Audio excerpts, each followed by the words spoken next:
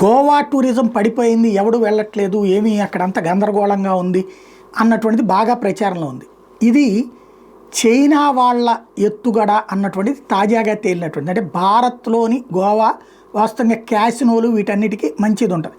వాస్తవంగా చైనా వాడేటంటే శ్రీలంకలోని క్యాసినోలు, మలేషియాలో ఉన్నటువంటి క్యాసినోలు, తర్వాత థాయిలాండ్లో ఉన్నటువంటి ఇవన్నీ కూడా ఈ జూదాలకు సంబంధించిన కేంద్రాలన్నీ కూడా చైనా వాళ్ళే నడుపుతుంటారు. ఇక్కడ గోవాలో చైనా వాళ్ళకి అవకాశాలు లేవు. గోవాలో జరుగుతున్నటువంటి వ్యాపారాల కారణంగా ఇక్కడ టూరిజం డెవలప్మెంట్ ఈవెన్ మయన్మార్లో కూడా చైనా వాడే నడుపుతున్నాడు మేజర్ ఇవన్నీ కూడా. ఇప్పుడు అవన్నీ డిమాండ్ తగ్గిపోయి మొన్న ఈ మధ్యన ఈ మయన్మార్ ఉదంతం తర్వాత అందరూ మన గోవా వైపుకి ఎక్కువ కాన్సన్ట్రేట్, మన దేశంలో ఎక్కువ కాన్సన్ట్రేట్ చేస్తున్న నేపథ్యంలో వాళ్ళకి దెబ్బ తగులుతుందని భావించాడేమో. ఒక పిఆర్ ఏజెన్సీ ద్వారా గోవా మీద వ్యతిరేక వీడియోలు, వ్యతిరేక సోషల్ మీడియా వీడియోలు, వ్యతిరేక ఇంటర్వ్యూలు, వ్యతిరేక డిబేట్లు చైనాకి సంబంధించిన పిఆర్ కంపెనీ క్రియేట్ చేసింది అన్నటువంటి విషయం, ఫారెన్ కాసినో కంపెనీ చేయించింది అన్నటువంటి విషయం తాజాగా బయటపడింది ప్రభుత్వ దర్యాప్తులో.